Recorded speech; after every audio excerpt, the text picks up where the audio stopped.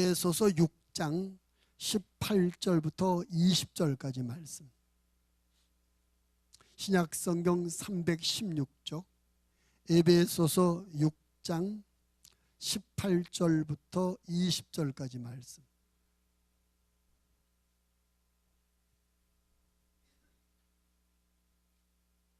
에베소서 6장 18절부터 20절부터 다 함께 합독하시겠습니다.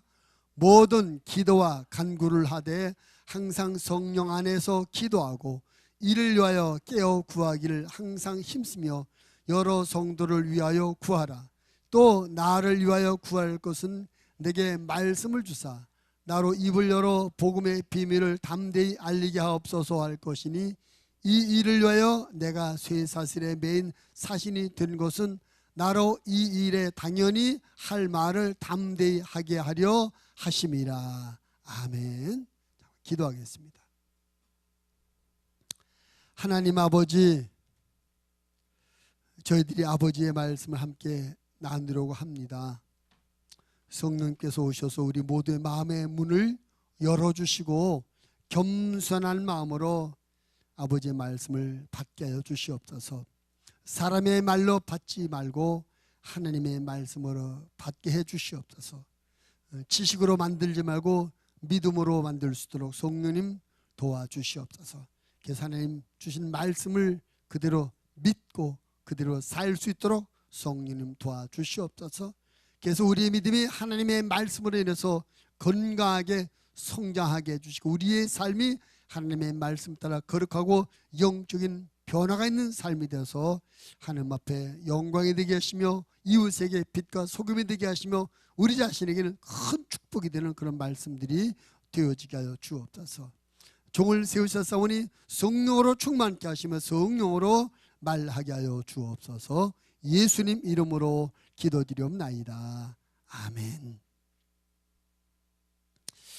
우리가 신앙생활 하면서 아주 중요한 그 신앙의 요소들이 있습니다. 특별히 우리가 영적인 능력이 강화되고 우리가 영적인 삶을 사는데 큰 힘이 되는 자원이 되는 세 가지 영적 요소가 있습니다. 그게 뭐냐면 하나님의 진리의 말씀, 그리고 하나님 앞에 올려드리는 찬양, 그리고 하나님 앞에 드리는 기도. 말씀과 찬양과 기도, 우리가 이 말씀 생활, 찬양 생활, 기도 생활을 꾸준히 이어간다면 우리는 영적으로 항상 아주 능력 있고 또 풍성한 그런 신앙생활을 하게 되리라 믿습니다. 근데 또 보면 이것이 우리 신앙생활에 또 쉽지 않아요. 말씀 열심히 읽고 묵상하고 공부하는 거 쉬운 일이 아니고 찬양하는 거 쉬운 일이 아니고 기도하는 게 쉬운 일이 아니에요. 왜 쉬운 일이 아니냐면 이 말씀과 기도와 찬양을 열심히 우리가 하면 우리가 영적인 능력이 강화돼서 영적인 용사들이 되게 되는데 우리가 영적인 무장이 되고 영적인 용사가 되는 것을 가장 두려워하는 존재가 누구겠습니까?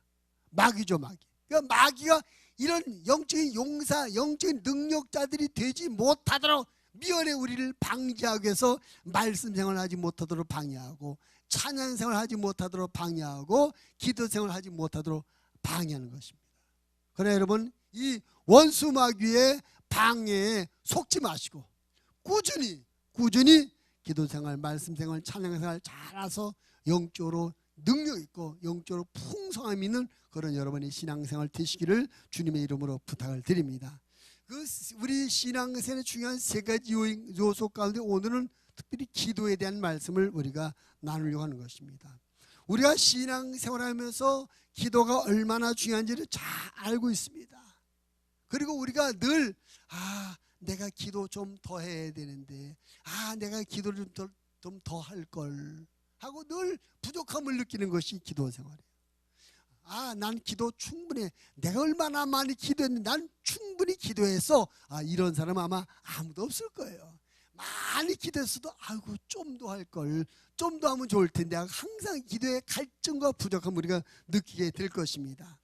우리는 항상 그런 겸손한 마음으로 내 기도가 아직은 부족하다, 좀 더 기도해야 된다, 그런 마음으로 좀 더 적극적으로 기도 생활에 임할 수 있는 저와 여러분 되기를 바라겠습니다. 오늘 읽은 말씀 가운데 18절 말씀에 보면 그 짧은 한 구절 안에 기도라는 단어가 5번 나와요. 5번.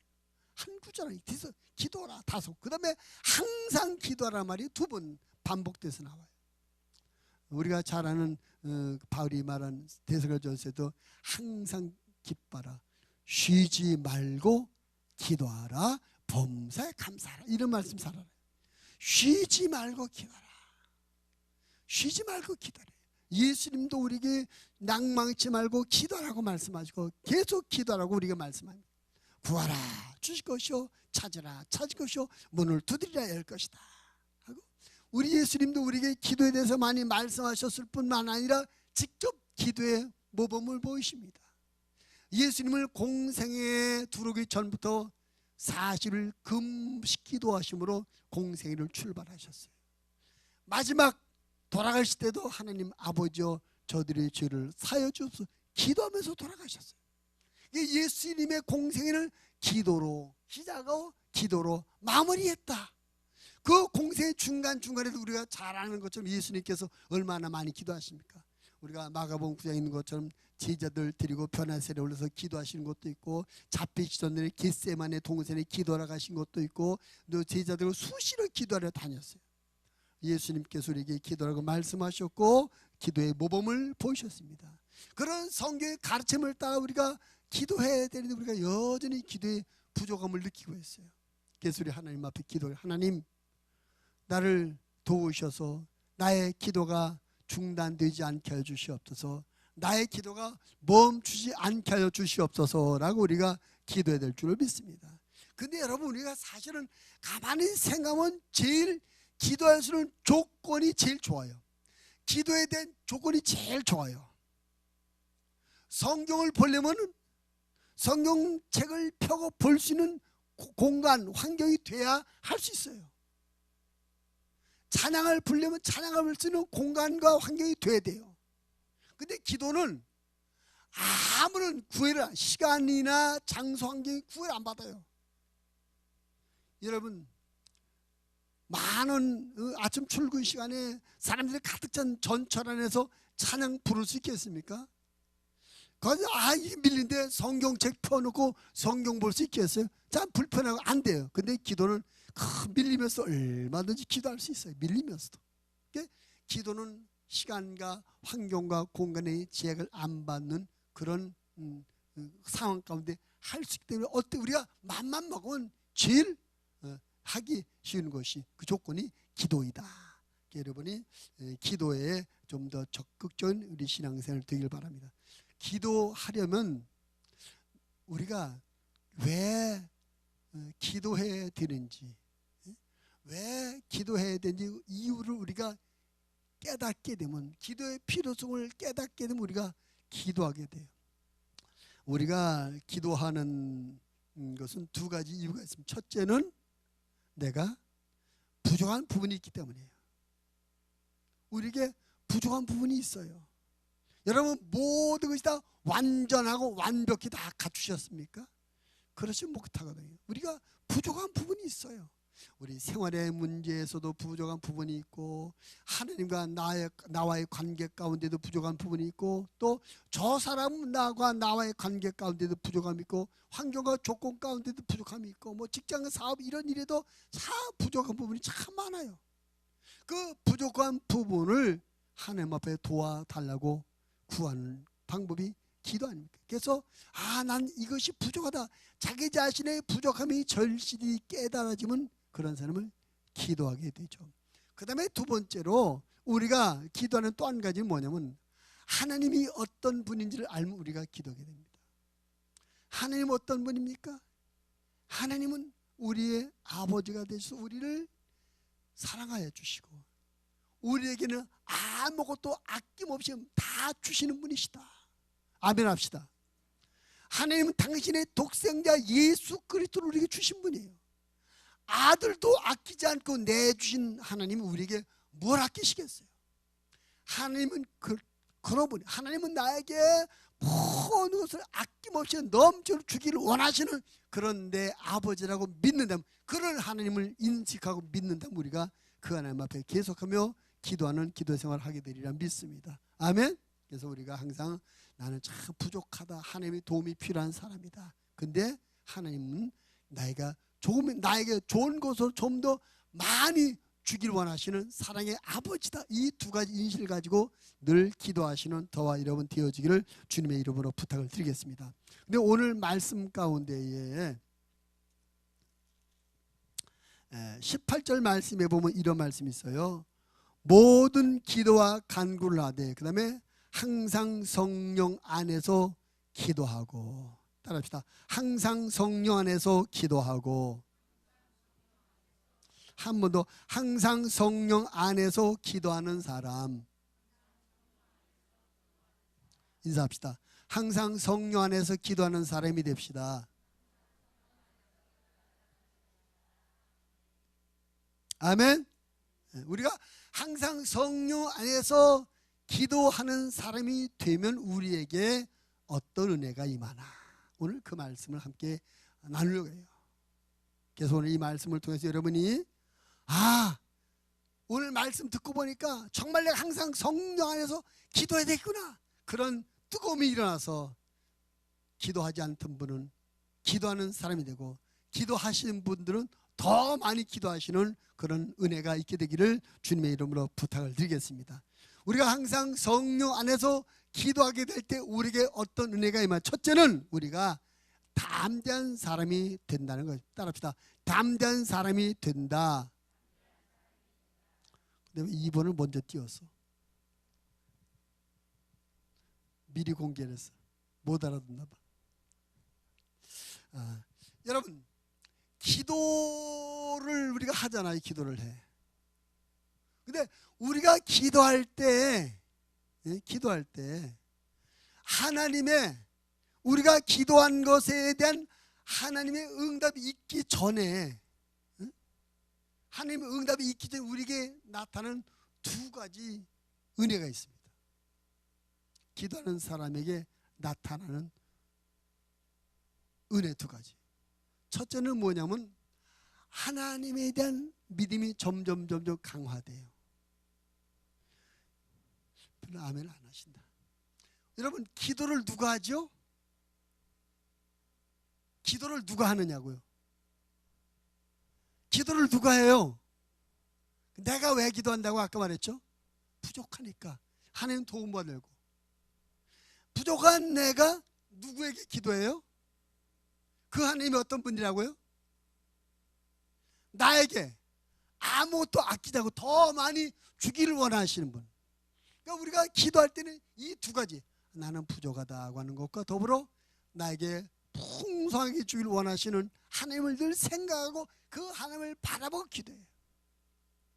그러니까 평상시에는 하나님을 생각하지 않고 있다가도 저도 기도하는 시간만큼은 내가 하나님께 기도하니까 하나님을 생각하게 돼요. 그러니까 기도하는 시간이 많아지면 많아질수록 내가 하나님을 생각하는 시간이 길어지는 거죠. 하나님을 생각하는 시간이 길어지면 길어질수록 나는 믿음이 자라게 돼요. 믿음이 커지게 돼요. 여러분, 우리가 왜 믿음이 없어지는지 아십니까? 왜 우리 믿음이 자라지 않는지 아십니까? 하나님 생각을 안 해서 그래요. 하나님 생각을 하지 않기 때문에 믿음이 안 자라. 돈 문제 생각할 때 이것을 돈 문제로 여기고 돈 아니고 하니까 믿음이 안 돼. 근데 돈 문제 생각할 때 이 돈을 주실 분은 하나님이다 하고 하나님 생각하는 사람은 기도하게 돼요. 몸이 아플 때 아파, 이 내 병을 고쳐줄 사람은 의사 생각하는 사람은 믿음이 안 자라. 근데 내 몸이 아플 때 하나님은 내 병을 고쳐준 분이라 하나님 생각하고 기도하는 사람은 병 고침받고 믿음이 자라. 그러니까 우리의 삶의 모든 부분에서 어떤 일을 만나든지 이 일을 해결해 주실 분, 이것을 도와주실 분은 하나님이라고 생각하고 늘 기도하는 그 사람은 그만큼 믿음이 자라나게 돼요.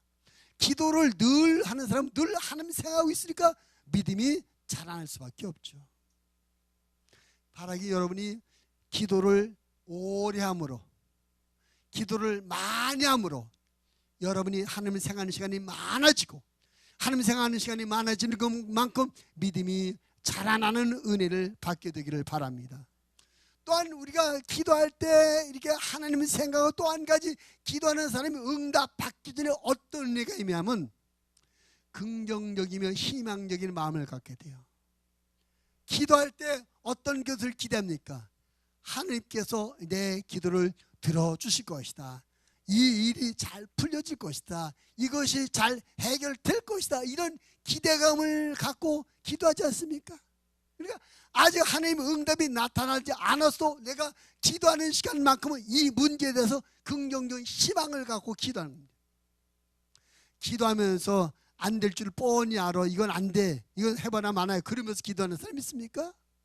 하나님께서 도와주심으로 잘 될 거야. 하나님이 응답하시면 풀려질 거야. 이런 긍정적인 희망을 갖고 기도하잖아요. 그래서 기도하는 시간이 많아지는 걸 막고 우리의 생각감하면 긍정적인 생각을 갖게 돼요. 그게 얼마나 큰 은혜입니까? 이 세상을 살 때 부정적인 생각을 갖고 사는 사람과 긍정적인 생각을 갖고 사는 사람인데 긍정적인 생각을 갖고 사는 사람이 훨씬 행복하고 그의 삶에 은혜가 넘치게 될 줄을 믿습니다. 이렇게 기도하는 시간은 하나님을 생각하게 되고 기도하는 시간은 긍정적인 마인드를 갖게 됩니다. 그렇게 되면 결론이 우리 안에 뭐가 생기냐? 담대함이 생깁니다. 하나님이 계신데 뭐가 걱정이야? 잘 될 건데 뭐가 걱정이야? 할렐루야. 그래서 우리가 담대한 마음을 갖게 되고 담대한 사람이 되는 줄을 믿습니다. 우리가 왜 담대하지 못해요? 하나님 생각을 못하니까 내 눈에 보이는 문제만, 내 눈에 문제만 보이고 안 되는 것만 보이고 모자라는 것만 보이니까 자신감을 상실해가지고 약해지게 됩니다. 근데 기도하면 하나님에 대한 생각이 나고 이것이 잘 될 것이라는 긍정의 희망을 갖게 되니까 자신감이 회복되고 담대한 마음을 갖게 되는 것이죠. 할렐루야. 그래서 돈이 없어도 기도하는 사람은 자신감 있게 살아갑니다. 학벌과 재산과 환경과 조건과 능력이 없을지라도 기도하는 사람은 자신감을 갖고 담대하게 이 세상을 살아가게 될 줄로 믿습니다. 초대교회 이제 예수님이 승천하시고 예수님이 제자들에게 말씀하십니다. 예루살렘을 떠나지 말고 성령이 오실 때까지 기다려라. 이 말씀을 받은 사람 중에 120명의 성도들이 예수의 말씀을 따라 마가의 다락방에 모여서 열심히 기도합니다. 사실 여러분 근데 보세요. 예수님의 그 말씀 예루살렘을 떠나지 말고 성령님이 오실 때까지 기다려라 그랬어요. 근데 이것은 어떻게 보면 대단히 막연한 말씀이에요. 언제까지 기다리라고 하셨어요? 시간이 정해있지 않아요. 열흘 동안 기다려라? 한 달을 기다려라? 아니면 1년을 기다려? 시간을 정하지 않으셨어요. 언제까지라고요? 성령이 오실 때까지. 근데 여러분 그 예수님의 제자들이 성령을 체험했나요? 잘 몰라요. 성령님에 대해서 들은 얘기가 있습니다. 예수님께서 옛날 요엘 선지 예를 들면서 마지막 날에 내 영으로 너희를 충만케 할 것이다. 남종과 여종이 충만을 받을 것이다. 그 예언의 말씀 인용해서 설교하신 것. 또 내가 가는 것이 유익하다. 내가 가면 너희를 위해서 성령을 보낼 것이다. 이게 막연해가 가르침만 받은 성령을 체험하는 성령의 실체를 본 사람이 없단 말이죠. 막연한 거예요. 그러니까 제자들에게도 예수님이 하신 성령은 막연한 겁니다. 그때까지 제자들의 눈에는 뭐가 보였어요? 예수님만 보였어요. 예수님이 하신 사역만 봤어요. 성령에 대해서 한두 번 들어봤지만 그들 마음에는 아직 예수님이 커요. 자기들 눈으로 봤으니까, 자기들 체험했으니까. 근데 막연하게 성령 올 때까지 기다리라. 막연한 예수님, 막연한 말씀. 그런데 그들이 그 말씀을 잡고 기도합니다. 열흘을 기도할 때 응답을 왔어요. 오순절날 성령 체험했어요. 다시 말하면 기도하고 기도 응답을 체험하는 것입니다. 적어도 여러분 이 오순절날 성령 받은 120명의 성도는 어떤 사람이냐? 기도하고 기도 응답을 체험한 사람들입니다. 막연, 예수님의 말씀이 막연한 말씀이었지만 그 말씀을 믿고 기도했더니 정말 그것이 현실로 이루어졌네. 기도가 응답됐네. 기도 응답을 체험한 사람들입니다. 기도 응답을 체험했기 때문에 그들에게 담대함이 있었어요. 그래서 그들이 어떻게 됩니까? 복음을 전합니다. 그 예수님이 잡히시고 십자가에 죽으실 때 그 제자들이, 그 사람들이 어떻게 된 사람들입니까? 다 도망갔던 사람이에요.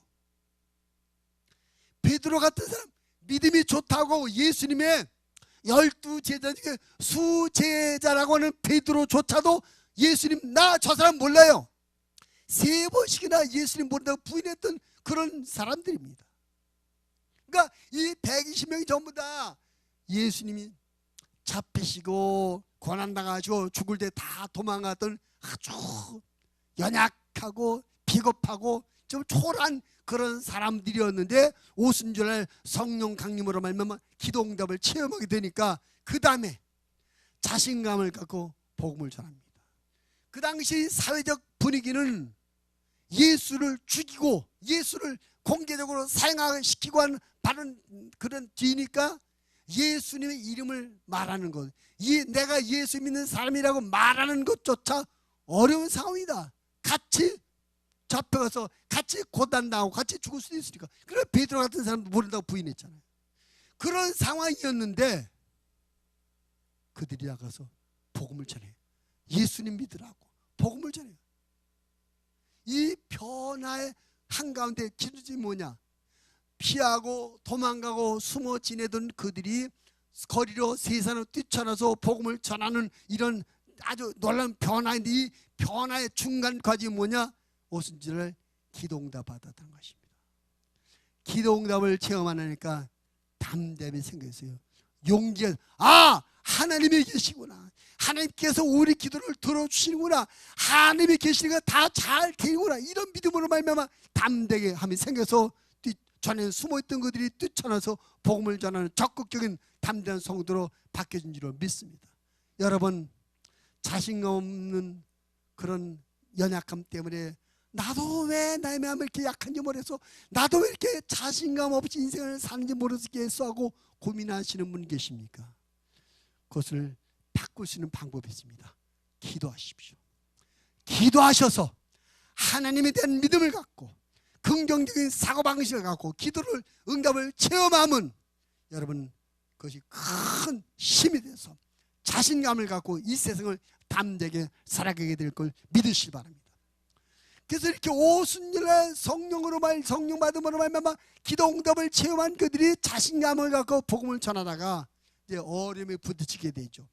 사도행전 3장에서 성전 미문에 있는 안전벨을 고쳐주는 그 일로 말미암아 예수님의 소문이 예루살렘 성 안에 쫙 다시 퍼지게 되고, 예수님을 죽이는 데 주도적 역할을 했던 장로들, 대제사장, 서기관, 바리새, 이 사람들이 예수님의 제자를 잡아다가 협박합니다. 다시는 예수 이름을 부르지 말라, 다시는 예수 이름을 가르치지 마라, 다시 예수님 전하지 말라 협박했습니다.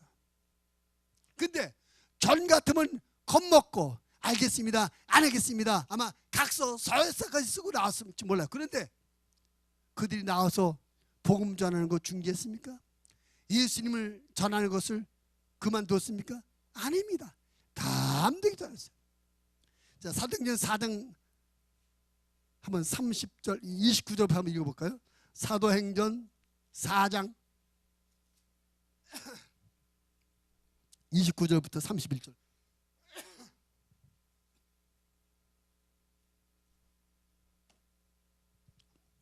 사도행전 4장 29절부터 31절 시작. 주여 이제도 그들의 위협함을 굽어보시옵고 또 종들로 하여금 담대히 하나님의 말씀을 전하게 하여 주시오며 손을 내밀어 병을 낫게 하시옵고 표적과 기사가 걸어간 종 예수의 이름으로 이루어지게 하옵소서 하더라. 빌기를 다음에 모든 것이 진동하더니 무리가 다 성령의 충만에 담대히 하나님의 말씀을 전하니라. 아멘.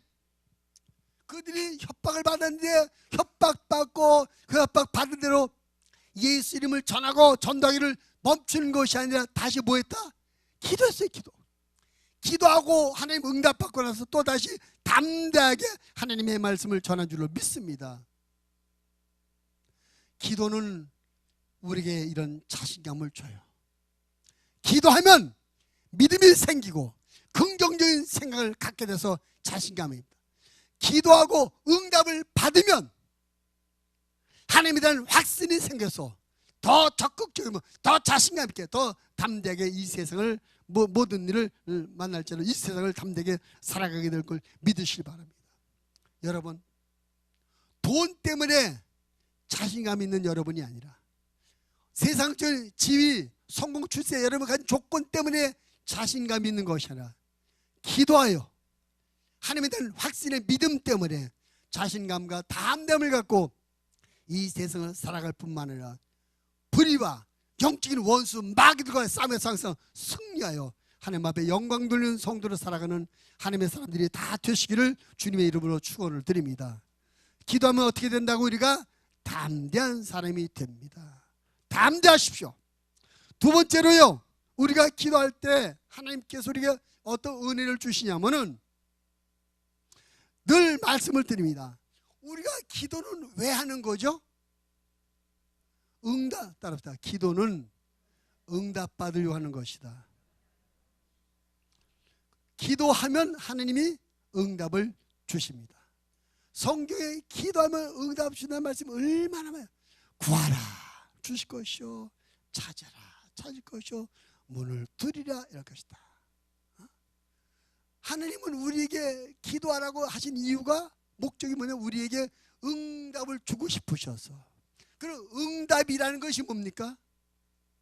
응답이라는 것은 현실 문제가 해결되는 게 응답 아니겠습니까? 그렇죠? 따라서 응답이란 현실 문제가 해결되는 것이다. 그러니까 내가 응답받았습니다 하는 말의 의미는 뭡니까? 문제가 해결됐습니다. 따라합시다. 응답받았습니다. 아니, 제가 응답받았습니다 하면 여러분은 현실 문제가 해결됐습니다 이렇게 응답받았습니다. 문제가 해결됐습니다. 아멘. 이게 응답받았다는 말은 문제가 해결됐다는 것입니다. 우리가 기도하면 하나님께서 응답을 주시고 그 응답은 문제 해결로 보여지며 나타나게 되는 것입니다. 만약에 기도했는데도 불구하고 응답되지 않고 해결되지 않았다면 아마 기독교 역사에 기도는 없어졌을 것이고 성경에서 기도라는 모든 단어는 다 지워졌을 것입니다. 기독교 2000년 역사가 지났음에도 불구하고 여전히 이 지구상에 존재하는 모든 기독교인들이 아까 말씀드렸던 아주 기도를 중요하게 여기는 것은 왜요?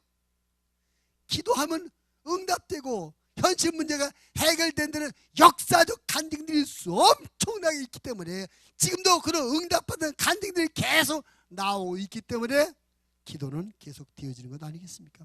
기도를 계속 중요하게 여기는 것 아니겠습니까? 기도하는 응답을 받습니다. 현실 문제가 해결됩니다. 그 말의 또 다른 의미는 뭐냐면 두 가지 의미가 있어요. 하나는 우리가 기도할 때 하나님이 들으신다는 거예요. 따라합시다. 내가 기도할 때 하나님이 들으신다. 아멘. 그러니까 여러분, 기도를 나 혼자 위로받기 위해서 기도했으니까 마음이 편해졌어. 기도하고 나니까 좀 마음이 위로가 되네.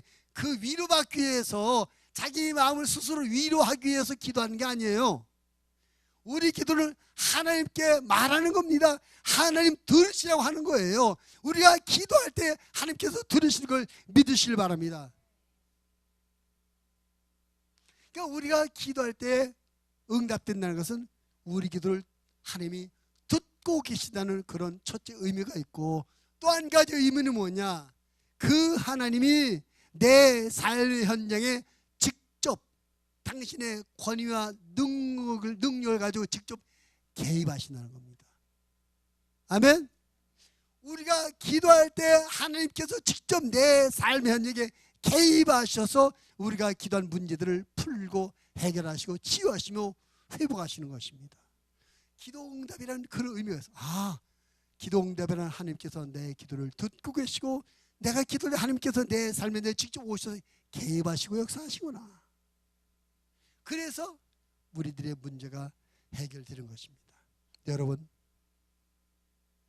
하나님께서 우리가 기도할 때 우리의 기도를 들으시는 분이십니다. 근데 하나님께서 들으시기 위해서 한 개 중요한 조건이 있어요. 들으시기 위해서 중요한 조건이 있습니다. 오늘 제목이 뭐죠? 성령 안에. 따라합시다. 성령 안에서. 성령 안에서. 자, 그러면 성령 안에서라는 말의 의미가 뭘까? 성령 안에서. 이 성령 안에서라는 말의 의미는 몇 가지가 있어요.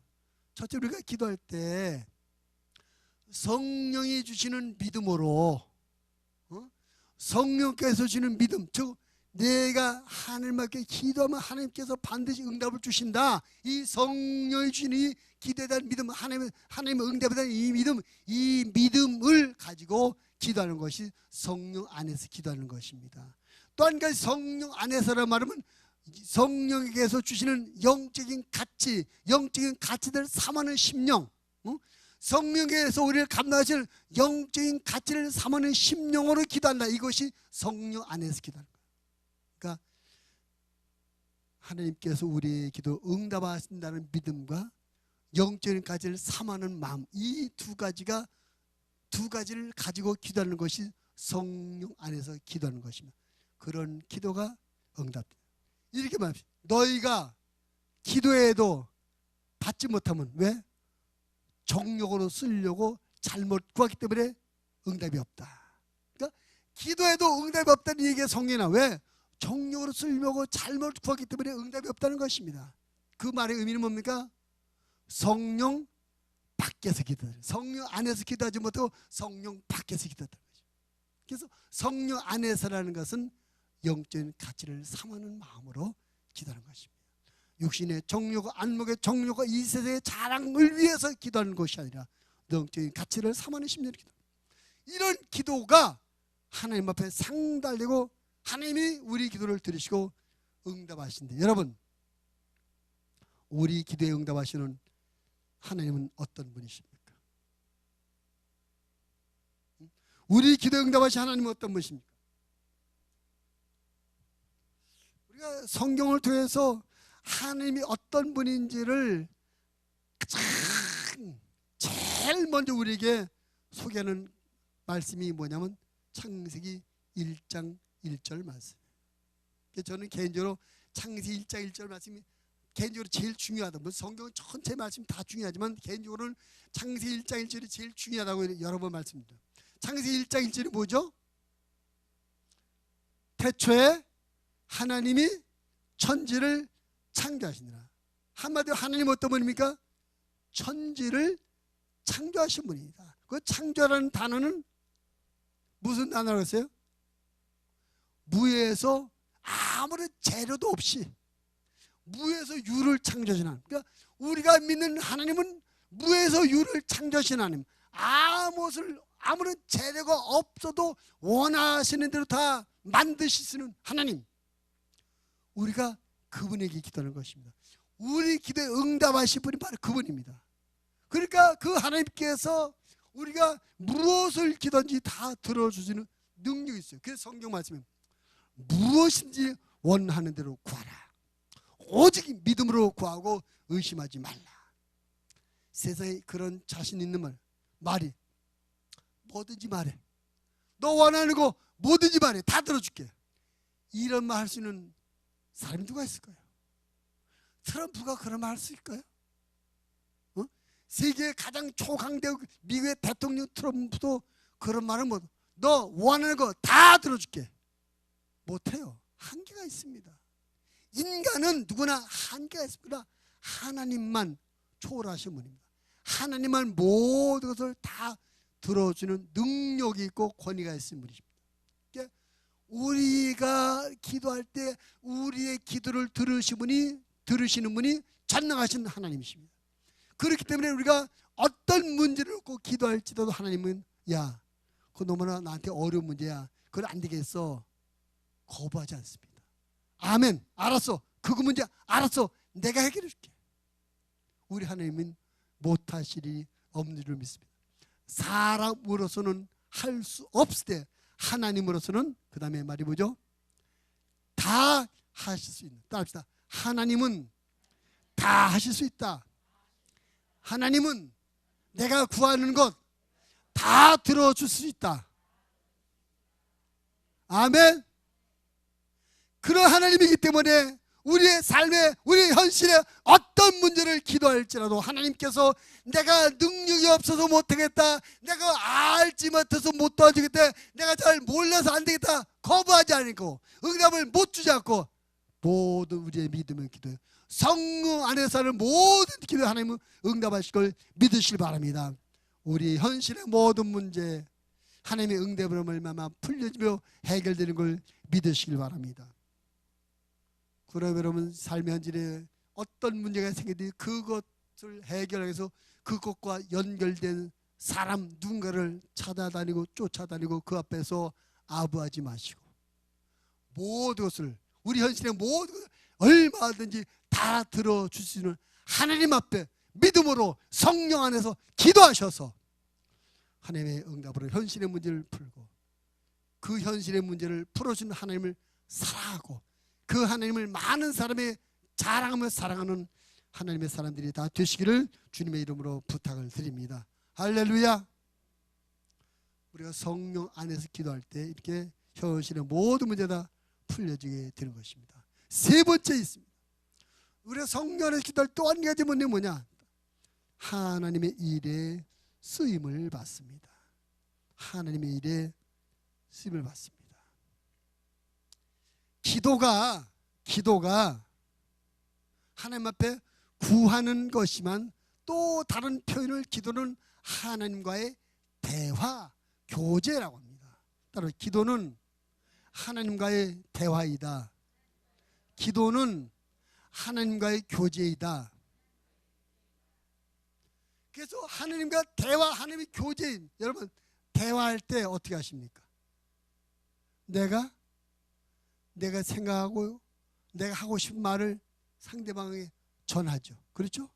그럼 상대방이 듣고 가만히 있나요? 또 상대방도 자기 생각과 자기 뜻을 나한테 말해. 그래서 대화를 많이 하면, 교제를 많이 하면 서로 상대방의 속 생각과 마음을 서로 같이 알게 돼요. 그렇지 않습니까? 그래서 우리가 대화를 많이 하는 사람이 친한 사람, 대화를 많이 하는 사람이 정말 가까운 사람이에요. 그래서 부부가 한 집에 살아도 대화를 많이 하는 부부는 정말 한 부부지만 한 집에 살아도 대화가 없으면 그것은 남과 같은 거예요. 대화를 많이. 근데 기도를 대화라고 그래요. 우리 하나님 앞에 기도를 많이 하면 우리 사정, 우리 생각, 우리 마음을 하나님 앞에다 말하고 하나님 가만히 듣고 계시는 것이 아니라 하나님의 마음을, 하나님의 뜻을, 하나님의 의지를 우리에게 말씀해 주십니다. 감동으로 느끼게 해줄 때가 있고, 어떨 때는 신기한 음성으로 듣게 해줄 때가 있고, 어떨 때는 환상으로 알려줄 때가 있고, 어떨 때는 꿈으로 보여줄 때가 있어요. 아무튼 하나님은 우리가 기도할 때 우리가 말한 것을 들으시고 하나님의 뜻과 생각도 우리에게 알려주십니다. 그래서 기도하는 사람은 하나님의 마음, 하나님의 뜻을 알게 되죠. 기도하는 사람이 하나님의 뜻과 하나님의 마음을 알게 되면 그 삶이 어떻게 변합니까? 하나님께서 나에게 이것을 말씀하셨지, 하나님께서 나에게 이것이 하나님의 뜻이라고 알려주셨지, 알았기 때문에 그 뜻대로 하나님께서 알려주는 그 일대로 그 방향대로 우리가 살아가게 되는 것입니다. 그렇게 살아가는 삶이 무엇입니까? 하나님의 일에 쓰임받는 삶이 되는 거죠. 할렐루야. 옛날에 이제 개를 개척하고 저쪽에 이제 개봉 3동에 지하실, 완전 지하실에서 개척을 했어요. 아주 오래된 건물이, 지금도 그 건물이 있어요. 그 개봉 3동 그 동사무소 뒤에 있는 건물인데 완전치 않은데 아주 옛날 건물이에요. 요즘같이 비 오고 장마철에 바닥에 물이 고서 막 물 퍼내느라고 정신없어요. 그곳에서 개척을 하고 하나님 앞에, 하나님, 내가 1년을 여기서 개척했는데 전도가 한 사람도 안 됐습니다. 열심히 전도가 다녔거든요. 그래서 도대체 내가 목회자로 가는 게 맞는 것인지, 내가 스스로 착각해서 이 길에 들어오는 것인지 고민이 됐어요. 그래서 하나님 앞에 기도를 다 시작했습니다. 1년이 개척하고 1년이 지나고 나서 이제 40일 금식 기도를 했어요.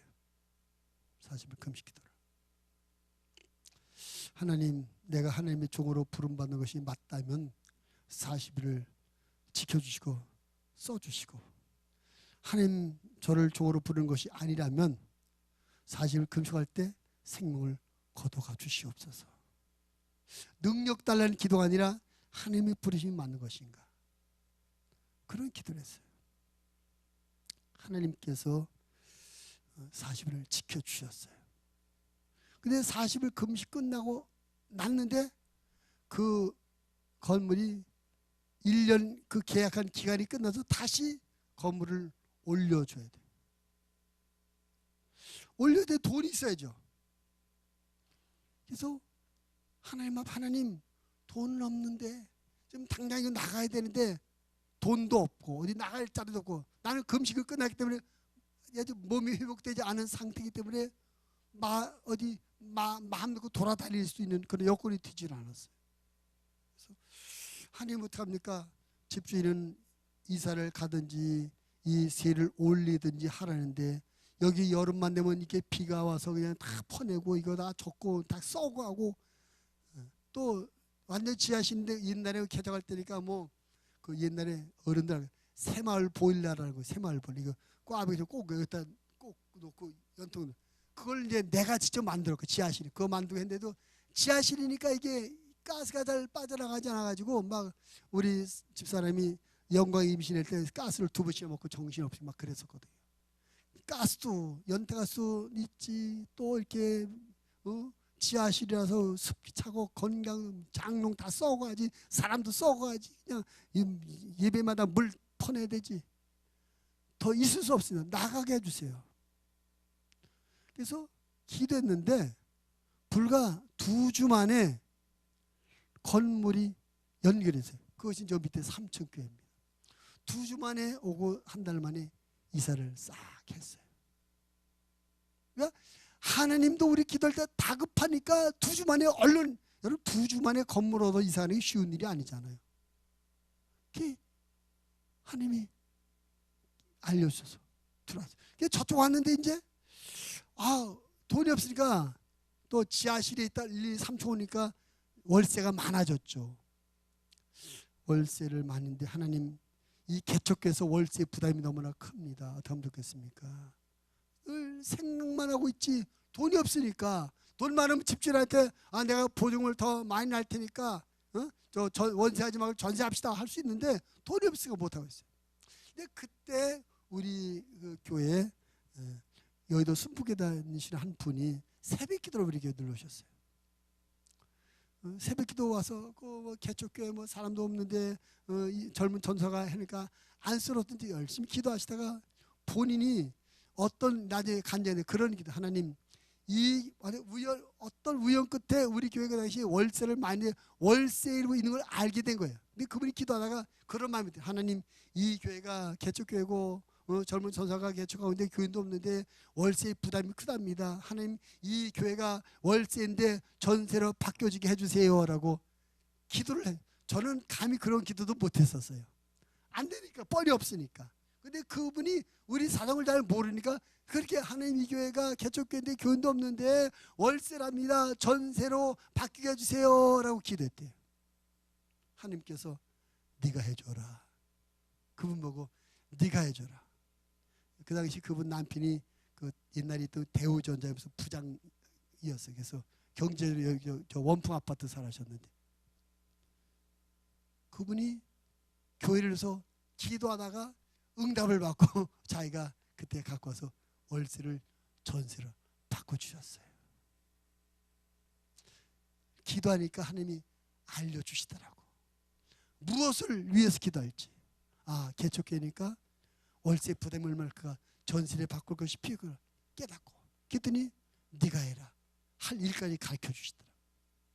하나님은 기도하는 사람과 대화하십니다.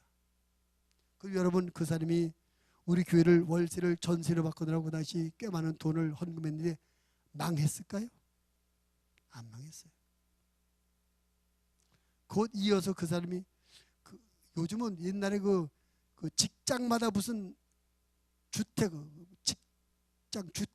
뭐 그거 그 직장마다 어떻게 단지를 구해서 직원들을 위한 집을 짓는 그런 일을 맡아서 해가지고 집이 몇 채가 생겼어요. 지금 저 가락동 쪽에 어느 내 아시는 침례교회 다니고 계시는데 하나님이 기도하는 사람에게 할 일을 가르쳐주고 그 일을 하게 하신 것입니다. 근데 여러분 이거 생각해 보십시오. 우리가 이 세상을 한번 왔다 가는데 사실은 몇 살까지 사느냐 그건 사실 중요하지 않거든요. 100살까지 사는 것은 잘 산 거고 70까지 살면 못 산 거 그거 아니잖아요. 어떻게 사느냐가 중요하지 않습니까? 어떻게 사는 게 뭐냐? 한마디로 이거 하나님의 일에 쓰임 받느냐 마귀의 일에 쓰임 받느냐 이 두 가지 나눌 수 있어요. 어차피 한 번 왔다 간 인생인데 마귀의 일에 쓰임을 받는 인생이냐 하나님의 일에 쓰임만 인생이냐 이게 더 중요한 것 아니겠습니까? 근데 기도하는 사람이 하나님의 일에 쓰임을 받게 됩니다. 믿음을 가졌을지라도 기도하지 않는 사람은 마귀의 일에 쓰임받아요. 성경 안에 보면 믿음의 사람들이 마귀의 일에 쓰임받는 게 얼마나 많아요. 하나님의 복음에 반대되는 일에 쓰임받고 하나님의 거룩한 일에 방해되는 일에 쓰임받는 사람이 얼마나 많습니까? 기도하지 않았어요. 기도하는 사람은 하나님의 마음과 하나님의 뜻을 알게 되고 그 하나님의 마음과 뜻에 순종함으로 말미암아 하나님의 일에 쓰임받는 축복된 삶을 살게 되는 것입니다. 여러분 바라기는 여러분이 기도하는 사람이 되되 항상 성령 안에서 기도하시는 여러분 되셔서 여러분을 향해서 주시는 하나님의 말씀이 들려지고 여러분에게 감동하신 하나님의 뜻이 여러분에게 깨달아져서 여러분의 나머지의 삶이 그 하나님의 말씀과 하나님의 일을 이루는데 거룩하게 들어지고 쓰임받는 축복된 생애를 살게 되길 바랍니다. 그렇게 살다가 천국사님이 와라 그만 살고 와라 부를 때 천국에서 너 내 일에 많이 헌신했구나 내 일에 많이 썼구나 너를 띄웠구나 해서 하나님께서는 상과 면류관을 받고 그 영광스러운 상과 면류관을 받고 영원한 천국을 사시는 우리 모든 하나님의 사람들이 다 되시기를 주님의 이름으로 부탁을 드립니다.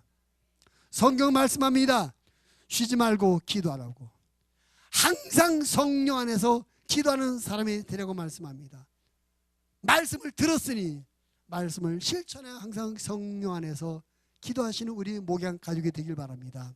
여러분이 기도하시면 여러분은 믿음과 긍정적인 마인드로 말미암아 자신감을 갖고 여러분의 나머지 인생을 담대하게 살아가게 될 것입니다. 여러분이 성령 안에서 항상 기도하시면 여러분의 삶의 현실의 모든 문제가 하나님의 개입을 말미암아 풀려지며 해결되며 회복되는 걸 믿으시기 바랍니다. 여러분이 기도할 하나님의 음성을 듣고 하나님의 마음을 알아 하나님의 거룩한 일에 쓰임받는 생애를 살고 훗날 하나님의 심판대에서 그에 대한 상과 멸령을 받게 될 걸 믿으시기를 바랍니다. 우리 목양의 모든 가족 어린 아이부터 노인의 이르기까지 한 영혼도 빠짐없이 항상 성령 안에서 기도하는 사람 되고 항상 성령 안에서 기도하는 사람들이 받게 된 이 은혜를 풍성함에 누리며 살게 되기를 주님의 이름으로 축원을 드립니다. 하나님 아버지 감사합니다.